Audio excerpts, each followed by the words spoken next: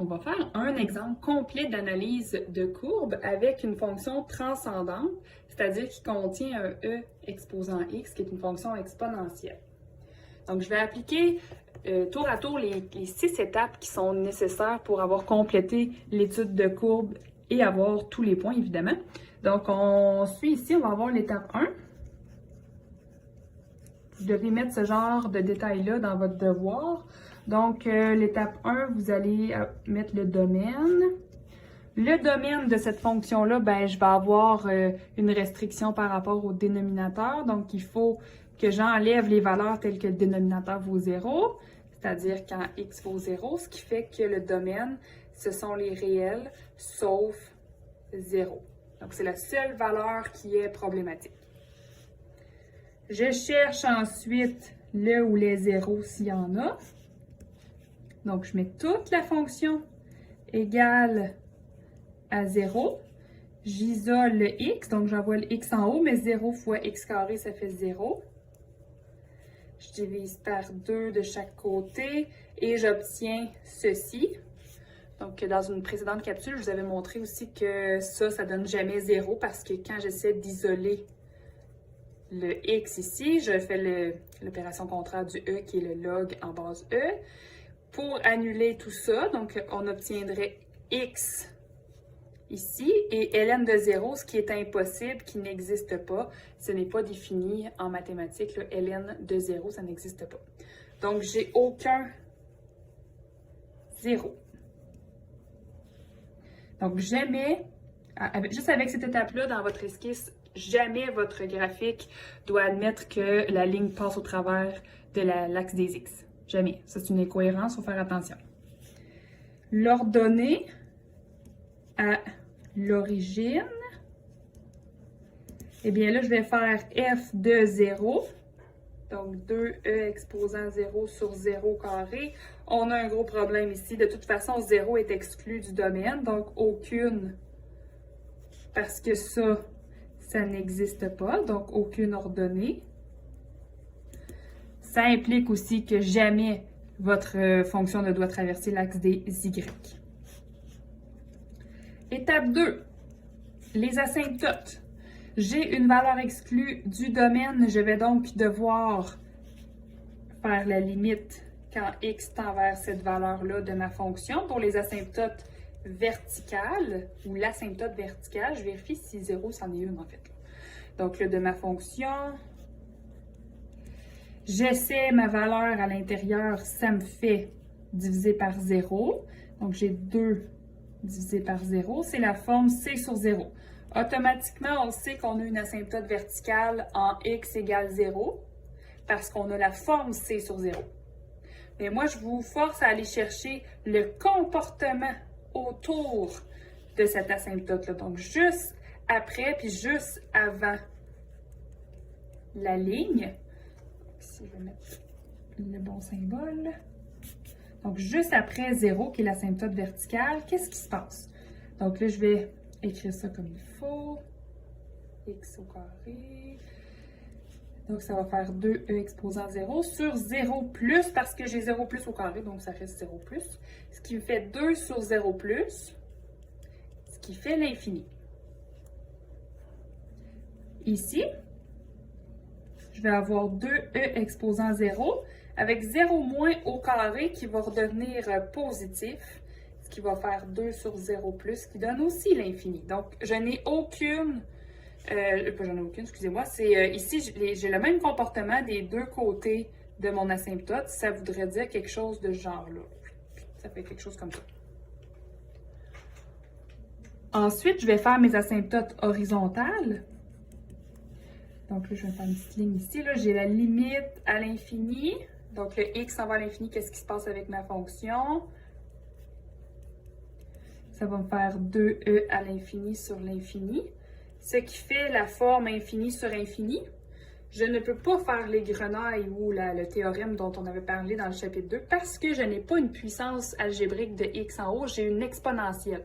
Donc, je vais utiliser la règle de l'hôpital qu'on a vue au début du chapitre 6.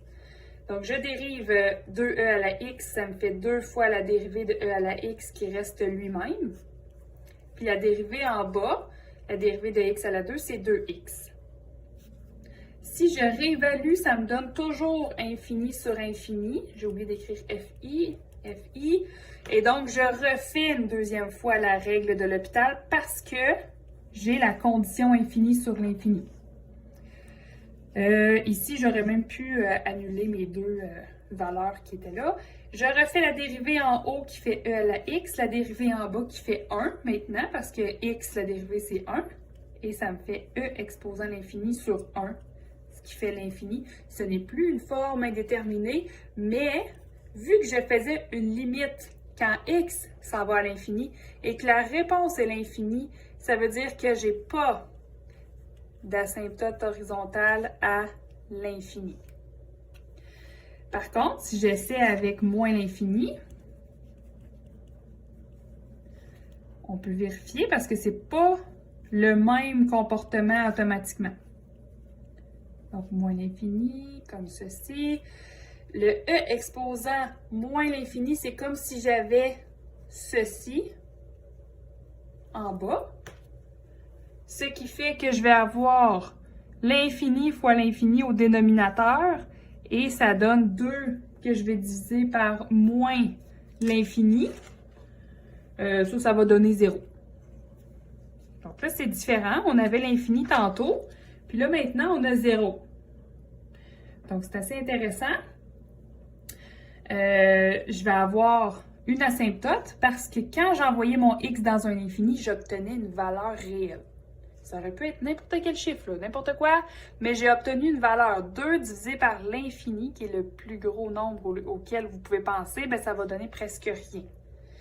Donc là, je vais avoir 0, qui est mon asymptote horizontale à moins l'infini d'équation y égale 0, parce que y égale, ça va faire une ligne complètement là, horizontale comme ça. Donc là, j'ai ça qui est ressorti.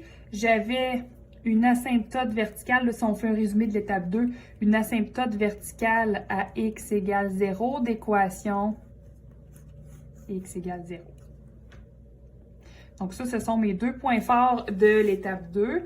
Mon point fort de l'étape 1, je n'avais pas vraiment de point à aller placer. Je poursuis l'étape 3.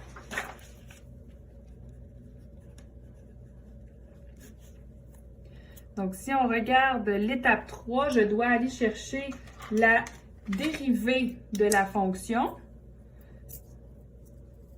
Donc, je vais prendre une nouvelle ligne. Pardonnez-moi mon interruption. Donc, je dois aller chercher la dérivée de la fonction f'(x). Donc, c'est la dérivée, si je vous rappelle la fonction, elle a l'air de quoi? Elle a l'air de ceci. C'est la dérivée d'un quotient. Donc, l'élément en haut, c'est U, l'élément en bas, c'est V. Je vais me faire un petit à côté ici. X au carré. U', c'est 2e à la x, c'est identique. Puis V', c'est 2x. Donc, je vous rappelle la formule, c'est VU' moins UV' sur V au carré. Donc, je vais aller faire ça pour ma dérivée. V fois U' moins U fois V'. Tout ça sur V à la 2. À la 2, ça fait V. En fait, X à la 2, ça fait X à la 4. Je peux faire une mise en évidence de plein de choses ici. Donc, j'ai le X qui peut sortir.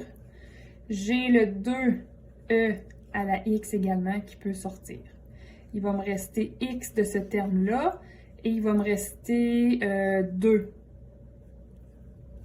dans l'autre partie, divisé par x4, ce qui fait que je peux simplifier un x en haut et en bas, vu que c'est un facteur ici et là. Je vais avoir 2e à la x moins 2 sur x à la 3. Ça, c'est ma dérivée première. Maintenant, qu'est-ce qui m'intéresse, c'est de trouver les valeurs critiques de cette dérivée première-là. Donc, je vais écrire valeur critique. C'est ce qu'on fait ici. Donc, on se demande à quel moment la dérivée vaut 0. Donc, je fais 0 égale 2e exposant x fois x moins 2 sur x3. Ça revient au même que si je faisais que le numérateur. Ici, 2e à la x égale 0, c'est jamais. Ici, x moins 2 égale 0, c'est quand x vaut 2. Première valeur critique trouvée. Je me demande aussi quand est-ce que ma dérivée première n'existe pas. Ça, c'était ma première étape. Ma deuxième étape. Donc, je me dis quand est-ce que le dénominateur vaut 0. Donc, c'est quand x vaut 0. J'ai une autre valeur critique à cet endroit-là. Ici, on voit que c'est une discontinuité parce que c'est une valeur exclue du domaine. Ici, par contre, c'était pas une valeur exclue du domaine, fait que je soupçonne un extrémum à cet endroit-là. Ici, par contre, ça se peut qu'il y ait un changement de signe ou pas. Donc, c'est juste parce qu'on a une discontinuité, donc on a le droit de changer de signe avant puis après x égale 0. Pour l'étape 4, la dérivée seconde, je pars de ma fonction que j'avais, qui est f' de x, qui était 2e à la x fois x moins 2 sur x à la 3. J'ai globalement un quotient, donc j'ai eu v, comme ceci, v. Et là, quand j'arrive avec u', ben, j'ai un produit. Donc là, dans mon produit, j'ai un autre u et v qui va se présenter. Donc, si je fais mon produit, c'est VU' plus UV'. C'est comme des V temporaires et des U temporaires. Donc, je vais faire x moins 2 fois 2e à la x plus 2e à la x fois 1. Donc, la dérivée de U puis U lui-même, c'est la même chose là, dans ce cas-ci. V', c'est 3x à la 2. Donc, si je replace dans mon quotient, qui est VU' moins UV' sur V au carré, quand je fais F'', je vais faire x3 fois tout ça. Donc là, je vais faire 2e à la x fois x moins 2 plus 1. J'ai fait comme la mise en évidence là, pendant mon gros calcul. Moins u fois v' sur v au carré qui est x à la 3 à la 2 qui fait x à la 6. Ensuite, je peux aller juste réécrire ça un peu plus proprement. X moins 2 plus 1, ça fait x moins 1. J'aurais pu même regrouper ici le 2 et le 3 qui faisaient 6 et le x au carré à la fin. Je peux faire une mise en évidence pour essayer de simplifier un peu le dénominateur. Je vais avoir x à la 2 qui est commun, e à la x, je vais avoir aussi un 2. Fait qu'ici, il va me rester x, le 2 est parti, le e à la x est parti, x moins 1, moins 3, parce que 2 est sorti, e à la x est parti, ça reste, et ça, c'est parti. Ce qui fait que le x à la 2 se simplifie avec 2 des x qui sont en bas. Ici, je peux essayer de regrouper tout ça et simplifier. Ça fait x2 moins x, moins 3x plus 6.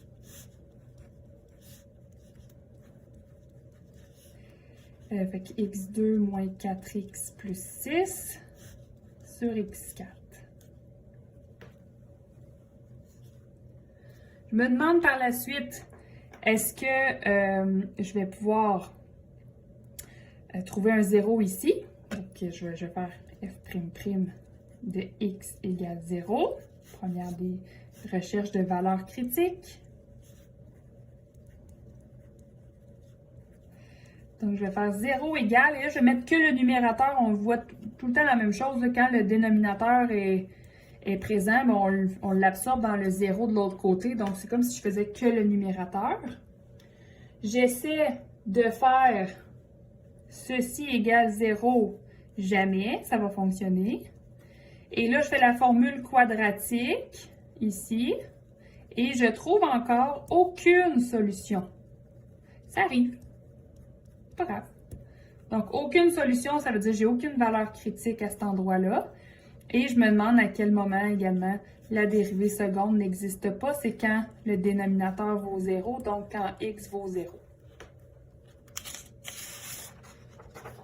Je veux maintenant me faire un tableau des signes. Étape 5. Je dois regrouper dans la colonne ici toutes les étapes que j'ai mises. Là, donc f', f'', puis au final, la fonction elle-même. Puis dans la ligne du haut, ben, je partais de moins l'infini et j'arrêtais à 0. Ensuite, j'avais une autre valeur critique à 2 et c'est tout. Je me rendais jusqu'à l'infini.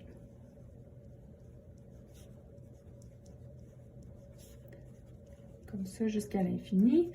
Et là, ben, je me fais mon analyse. Ici, la fonction n'existe pas, ni ses dérivés, quand x vaut 0. Il y avait une valeur critique pour f'. Et j'avais pas d'autre valeur critique pour f''. Donc, je vais écrire les signes. Je vous laisse le soin de vérifier les signes ici. Donc, j'avais un changement de signe à cet endroit-là pour devenir négatif. 0 changement de signe jusqu'à plus. Ici, j'avais plus.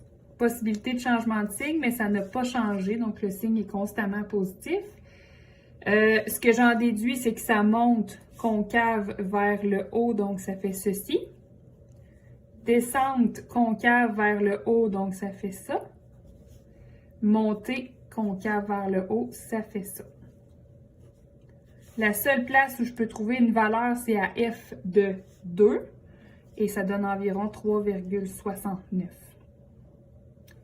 Donc ça, c'est ma valeur où est-ce que j'ai mon sommet, qui va être un minimum dans ce cas-ci. Le min, je me demande ici, est-ce que c'est un min absolu ou un min relatif seulement? Bien là, je peux utiliser les choses que j'ai déjà calculées. Les limites sont déjà faites vers moins l'infini. Donc, puisqu'il y a, on peut le réexpliquer pour voir qu'on a bien compris. Donc, puisqu'il y a une asymptote horizontale en y égale 0, donc la fonction longe la valeur y égale 0, la hauteur qu'on a ici ne sera pas la plus basse de tout le graphique, donc le minimum de 3,69 en x égale 2 n'est pas absolu. Il demeure relatif.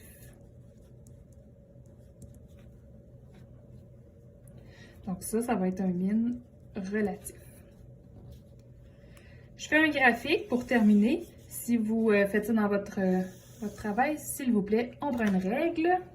Donc, je vais prendre des graduations relativement proportionnelles. C'est pas obligé d'être parfait, mais essayer de faire ça beau pour que je sois capable de vous lire idéalement. 2, 4, 6, 8. Et je continue comme ça. J'ai pas grand point à aller placer. J'ai juste une asymptote à placer à y égale 0. Donc là, je l'indique ici, y égale 0. J'ai une asymptote à x égale 0 également. Et j'ai un point à 2,3,69. Donc, à peu près ici, ça c'est le point 2,3,69. Je dois longer mon asymptote à cet endroit-là jusqu'à atteindre l'asymptote verticale. Et là, ça s'en va en croissance. Comme ça. Décroissance après l'asymptote jusqu'à mon minimum. Puis après ça, croissance jusqu'à l'infini, comme on a pu constater à l'étape 2. Idéalement, ce n'est pas un pointu ici, c'est plus arrondi. mais on voit là globalement de quoi aurait l'air le graphique de la fonction de départ.